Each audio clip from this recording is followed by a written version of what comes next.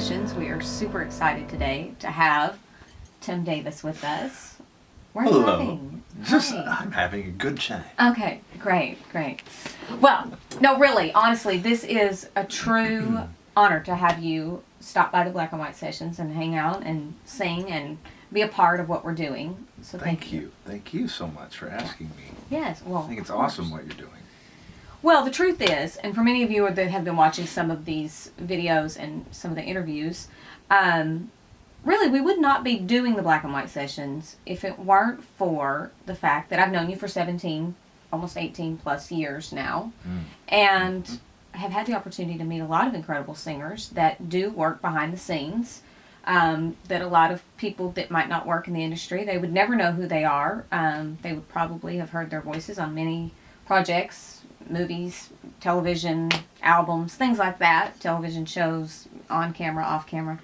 And I've met a lot of those people thanks to knowing you.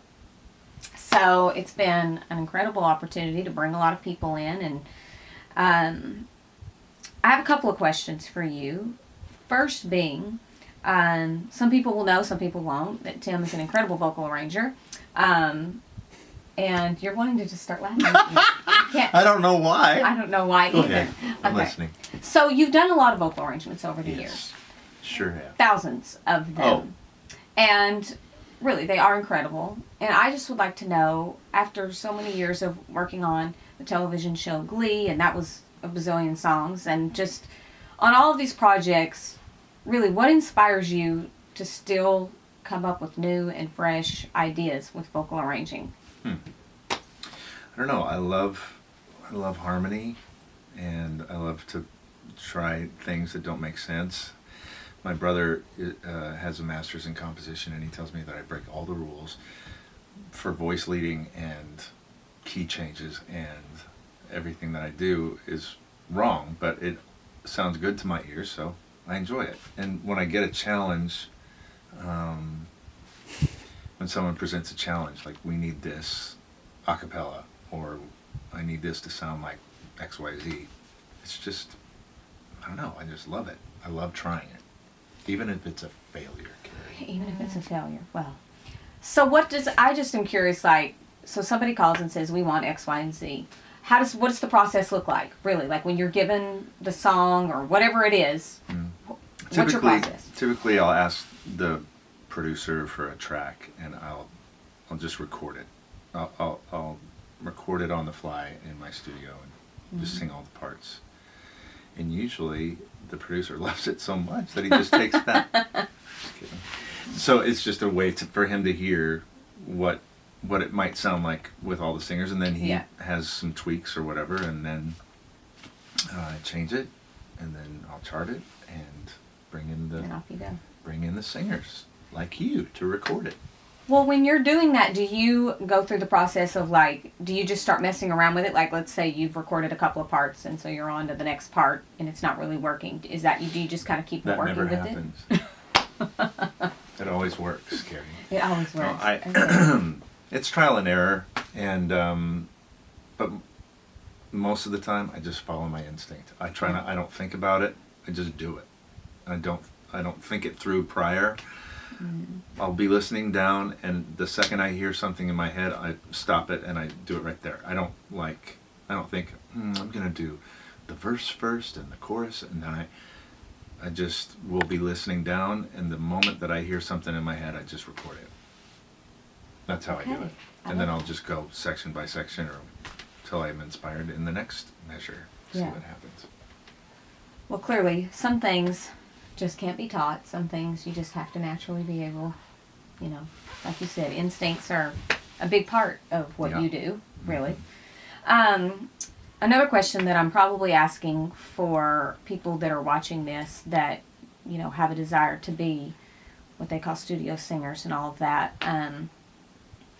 A lot of people reach out to you and say, I live in this area, I would love to do this, this is what I sound like, When you're listening to singers, what is it for you? Especially now, you've worked with a lot of singers over the years, but now, like currently, what is it that excites you about a new singer or something that you're looking for?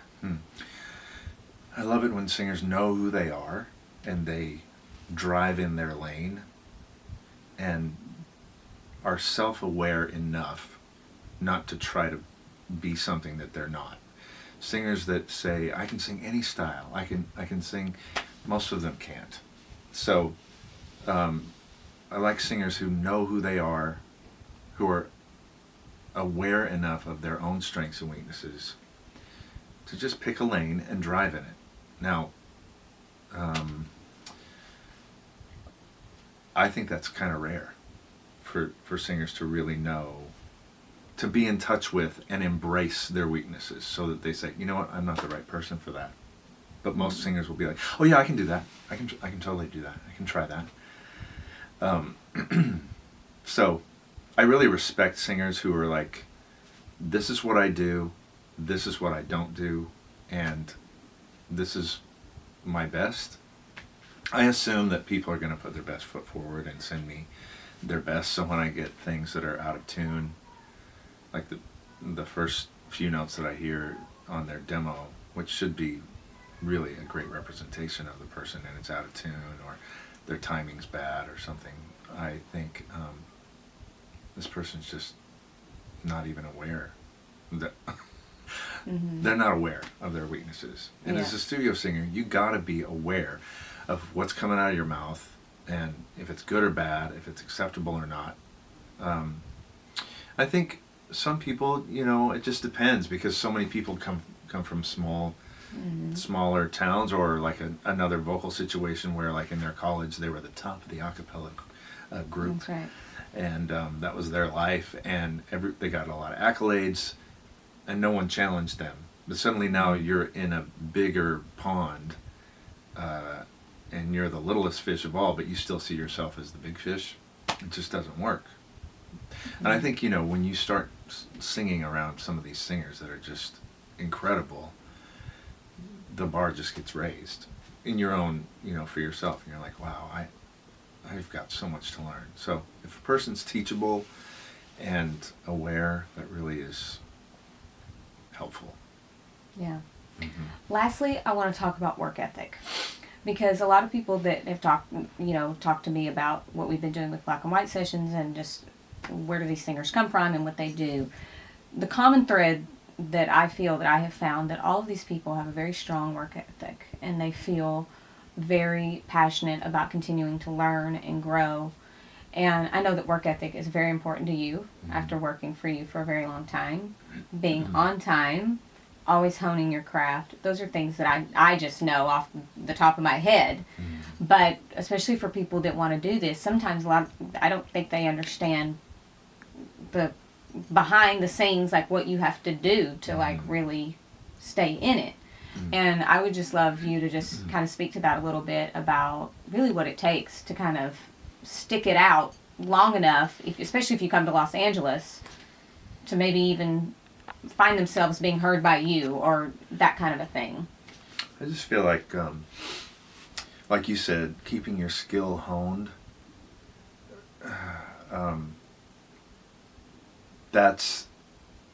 I think the voice deteriorates over time. I don't think that. It's true. The voice deteriorates over time. So as we grow older, the things that we used to be able to do and the nimble nature of our voice just changes, and it becomes laborious and, hard to navigate. And I think again, being aware and so in touch with yourself, like, maybe I shouldn't be trying to sing that anymore. Or or whatever, like just totally being in tune with your own skill. And I totally lost your question. What was your question? Just talking about work ethic. Oh yeah, work ethic. Oh yeah, and I think singers in general are some of the most entitled and lazy people in our industry. Like if you look at a dancer who has been in cutthroat competition since they were 4 years old, and now they're 20, and I've been so impressed with dancers like that worked on Glee and that I've come across in this town, because they're the first there, they're the last to leave, they're they're completely on point at all times. They're so eager to please and so tuned in and receptive to any kind of correction or instruction. I was like, man, these people are, that's incredible. But that's been a culture in that part of the industry they've been groomed that way since childhood. Singers have been groomed to be stars since childhood. That's why you have so many people that have a difficult time transitioning into being a studio singer, where a lot of self-discipline is required. And it's like self-discipline and work, and you gotta pull your weight like everybody else. You're not a star here anymore. We're all servants of this project. That's what we're here to do. It's not about you. It's not about how much can you run or you lick or whatever. This is about the project. So if if a singer can get their ego out of the way and actually come in and be a part of making something else great that really doesn't have anything to do with them, then they can do well. But I think I've run into so many singers who are incredibly talented, but are so entitled and expect to be treated like a star, and expect, I don't know, it's just an odd thing. And I think it's unique to being a singer, because that's something that's been bred in a lot of singers since they were children. Not me, of course, because I didn't start singing till later. So it came very quickly for me later, Yes. the entitlement.